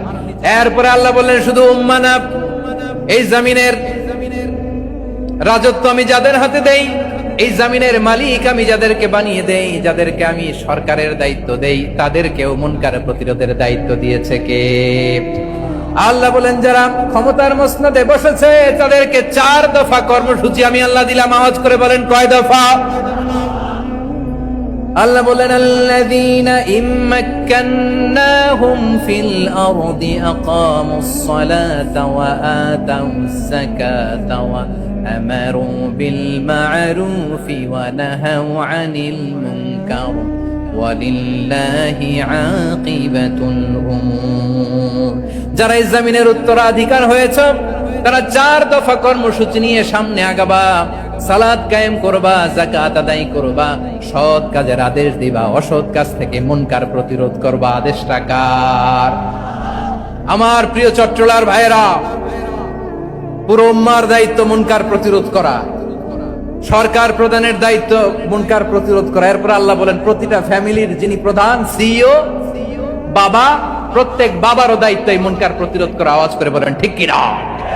যেমনটি সাইয়েদনা লুকমান আলাইহিস সালাম ওনার কলিজার টুকরা সন্তানকে আদেশ করেছেন, ইয়া বুনাইয়া আকিমিস সালাতা ওয়া'মুর বিল মা'রুফি ওয়ানহা আনিল মুনকার। পড়েন সুবহানাল্লাহ। বাবা ছেলেকে সবক দিচ্ছে। কে সবক দিচ্ছে? কাকে? লুকমান আলাইহিস সালাম ছেলেকে বলতেছে, ওরে আমার কলিজার টুকরা সন্তান, ওরে আমার বাছা, নামাজ কায়েম করবা, সৎ কাজের আদেশ দিবা, আর মুনকার প্রতিরোধ করবা, অসৎ কাজ, সমাজ থেকে খারাপ কাজকে ঝেঁটে বিদায় করে দিবা। তাহলে দেখেন আমি স্টেপ বাই স্টেপ নামলাম। পুরা উম্মার দায়িত্ব, জমিনের উত্তরাধিকারী আল্লাহ যাদেরকে বানিয়েছেন সরকার, তাদের দায়িত্ব, প্রতিটি ফ্যামিলির প্রধানের দায়িত্ব। এরপরে বিশ্বনবী বলেন সচেতন প্রতিটি মুসলিমের দায়িত্ব সমাজ থেকে মুনকারকে উৎখাত করা। বিশ্বনবী বলেছেন মান রাআ মিনকুম মুনকারান ফালিয়ুগাইয়িরহু বিয়াদিহি فإن لم يستطع فبلسانه وإن لم يستطع فبقلبه وذلك أضعف الإيمان। সমাজে যে মুনকার দেখবে, খারাপ কাজ দেখবে, সে যেন হাত দিয়ে সেটাকে থামায়। কি দিয়ে? আপনাদের তো হাত নাই না? হাত আছে, হাত আছে। ওরা যেই হাত দিয়ে অন্যায় করে ওটা প্রতিরোধের জন্য আমাদেরও হাত আছে না নাই?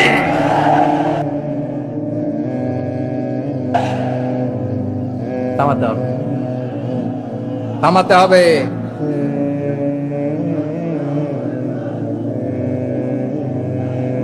বসুন আমার প্রিয় ভাইরা, ওরা ওদের যে হাত দিয়ে টেন্ডারবাজি করে,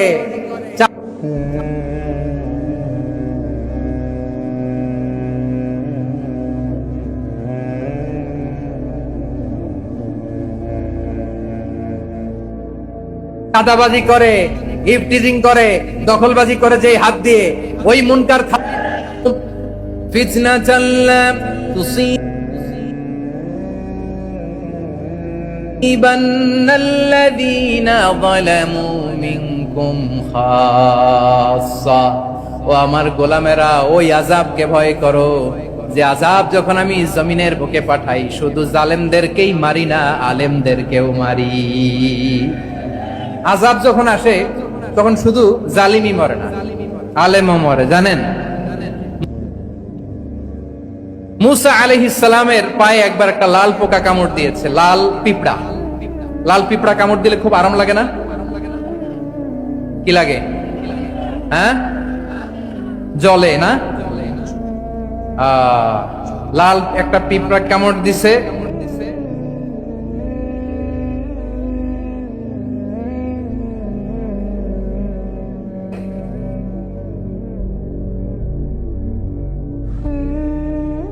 শাস্তি দাও। ওখানকার শুধু জালেমরাই তো মরে না, ভালো মানুষগুলাও মরে। তো আযাব দিবা, মুশরিকদের উপর দিবা, অবাধ্যদের উপর দিবা, ভালো মানুষগুলারে মারো কেন? আল্লাহ বলেন, মুসা তোমার যে কামড় দিছিল পায়ের মধ্যে পিঁপড়া, কয়টা পিঁপড়া? জোরে বলেন। একটা পিঁপড়া, সবগুলারে মারলা কেন? রেগে মেগে পুরো পিঁপড়ার বাসা ভেঙে মেসাকার করলা কেন? এই মুসা, আমি যখন অ্যাকশনে যাই, আমি যখন শাস্তি দেই, তখন এত বাস বিচার করা হয় না, বাস বিচার করা যায় না। যখন অ্যাকশনে যাওয়া হয়, ওইটা ডাইরেক্ট অ্যাকশন হয়ে যায়। চিল্লায় ঠিক কি না? এজন্য আমাদের বাঁচার জন্য হলে ওই পাপ থামাতে হবে, এই শয়তানের অট্টহাসি থামাতে হবে, অন্যায় অপরাধ সমাজ থেকে আমাদের থামাতে হবে। কারণ আযাব আসলে ওরাও মরবে, আমরাও মরব। এই শয়তানের অট্টহাসি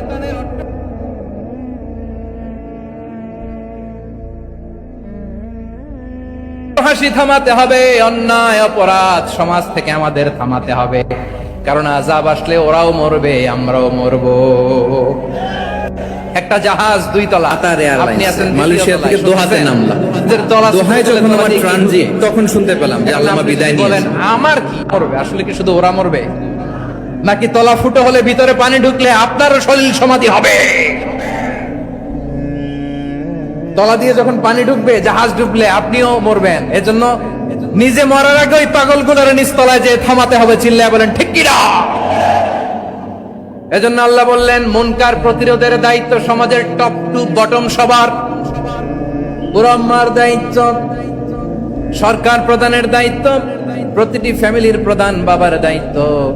বিশ্বনবী বললেন, প্রতিটি সচেতন মুসলিমের দায়িত্ব। এজন্য মুনকার প্রতিরোধ করার দরকার আছে না নাই? সমাজে এই যে ইফটিজিং হয়, আপনার বোনের বয়সী একটা মেয়েকে কিছু বকাটে টিটকারি করে, এই বলে সেই বলে, নোংরা কথা বলে, রাস্তায় দেখেও আপনি পাশ দিয়ে না দেখার মতো চলে যান কেন? আপনি দাঁড়ান না কেন? আপনি দাঁড়ালেই তো থেমে যাবে। কারণ সত্যের যে শক্তি, তার সামনে মিথ্যা মুখ থুবড়ে পড়ে। আপনার সামনে ও কিছুই না, নাথিং। আপনি দাঁড়ান, ওকে প্রশ্ন করেন, আমার বোনকে তুমি ডিস্টার্ব করো কেন? আপনাকে দেখে আরো 5 জন দাঁড়াবে, 5 জনকে দেখে আরো 10 জন দাঁড়াবে। আমাদের নীরবতা আর আমাদের নিশ্চুপ থাকাই জালিমদেরকে আরো শক্তিশালী জালিম বানিয়েছে। এজন্য মুনকার প্রতিরোধের দায়িত্ব আমাদের সবার। টেন্ডারবাজি, চাঁদাবাজি, দুর্নীতি, অপরাধ, দখলদারিত্ব, মজুদদারি, এগুলো সবকিছু একসাথে প্রতিরোধ করতে হবে। ঠিক কিনা বলেন? একটা মানবিক সমাজ যদি চাই, প্রতিরোধ করতে হবে। প্রিয় ভাইয়েরা, আল্লাহর শপথ নিয়ে বলি, এই নাসিহাত গুলো সবার জন্য, সব দলের জন্য, সব মতের মানুষের জন্য। আমরা কোন দলের প্রতি মানুষকে ডাকি না, আমরা ডাকি ইসলামের দিকে। সব দলের, সব মতের, সব মানুষদেরকে আমরা আহ্বান জানাই, আসুন আমরা একটা সুন্দর সমাজ বিনির্মাণ করি। এই যে নতুন বাংলাদেশের এক সুযোগ এসেছে, আর জীবনে হয়তো আসবে না, সামনের 100 বছরে এই সময় আসবে না। আসুন দেশটাকে আমরা সাজাই, আসুন আমরা দুর্নীতি বন্ধ করি, আসুন আমরা চাঁদাবাজি বন্ধ করি, আসুন আমরা দখলদারিত্ব বন্ধ করি, আসুন আমরা এক দল আরেক দলকে নিশ্চিহ্ন করার যে রাজনীতি, এটা বন্ধ করি। সব দলের প্রতি আমার আহ্বান। আমি কিছুদিন আগে একটা নিউজ দেখলাম, ওই যে লন্ডনে বসে জনাব তারেক রহমান সাহেবকে আমি ধন্যবাদ দিতে চাই। উনি সংবাদ শোনা মাত্রই ওনার দলের অনেক চাঁদাবাজকে উনি বহিষ্কার করেছেন। I do appreciate. প্রতিটি দলের এরকম ইনিশিয়েটিভ নেওয়ার দরকার আছে না নাই? যে কোনো দলে এই প্র্যাকটিসটা থাকার দরকার আছে না নাই? চাঁদাবাজদের সাথে আপনারা নিজেদেরকে মুক্ত ঘোষণা করবেন যে এরা আমার দলের কর্মী হতে পারে না। আমরা চাঁদাবাজ মুক্ত বাংলাদেশ চাই, জুলুম মুক্ত বাংলাদেশ চাই, ফ্যাসিজম মুক্ত বাংলাদেশ চাই, গুণ খুন খারাপি মুক্ত বাংলাদেশ চাই। আমরা নতুন ভোরের বাংলাদেশ চাই। ওই বাংলাদেশ পাওয়ার জন্য মুনকার প্রতিরোধে, অন্যায় প্রতিরোধে যদি বাঘের বাচ্চার মতো আবু সাইদের মতো দুই হাত উঁচু করে বুককে টান টান করে প্রসারিত করে দাঁড়াতে হয়, রাজি আছো মুসলমান? কারা কারা রাজি? আল্লাহকে হাত দেখিয়ে প্রতিজ্ঞা করো।